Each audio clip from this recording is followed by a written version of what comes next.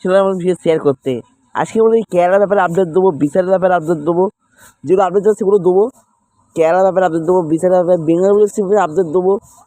ইস্টবেঙ্গল কেন এফসি কাপে কোন কোন কোন টিমের সাথে পড়লো সেগুলো বলবো। সো আমি একটু দেখে নেবো, দেখার পর এটা বলবো।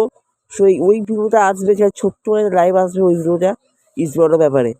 তো তিনটে আপডেট দিই হচ্ছে, কেরালা ব্লাস্টার্স আছে 1 গোলে ছিটকে গেল নকআউট থেকে। যে আগের বছরে হয়েছিল, এই বছরে 1 গোলে ছিটকে গেল নকআউট থেকে কেরালা ব্লাস্টার।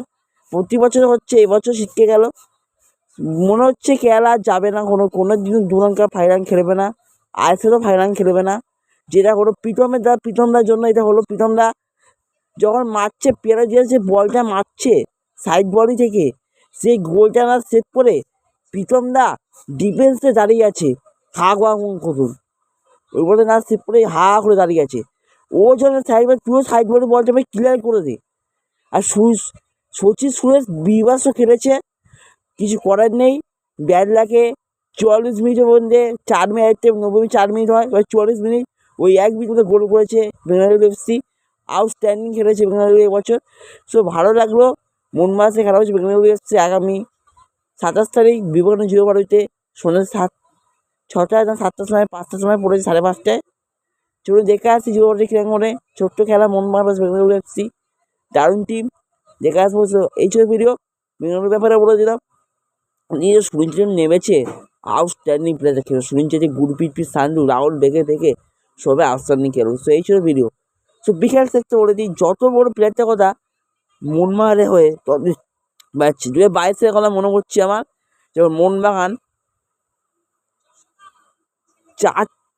4-3 গোলে হারছিল, তখন ওই বিশালকে আবার মোহনবাগানকে বাঁচিয়েছিল ফাইনালে আইসিএল 22-23-তে, যেখানে প্রীতম বলে ক্যাপ্টেন ছিল মোহনবাগান হয়ে। আর প্রীতমটা কেরালা আপডেট দিয়েছিলাম, ওর মোহনবাগান আইসিএল চ্যাম্পিয়ন হয়েছিল সেই টিম।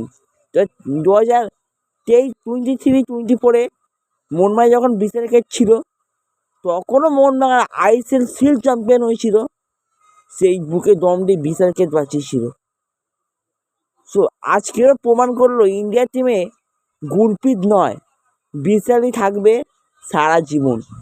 যদি না চান্স পায়, বিশালে মনমানে আবেগ হয়ে ইন্ডিয়াতে জার্সি পরে খেলবে, আমরা স্বপ্ন দেখছি। কবে ইন্ডিয়া টিম প্র্যাকটিস করছে সব কিছু, বিনা জার্সি পরে খেলতে পারছে না, সেটা আমরা দেখবো আগামী 27 তারিখ।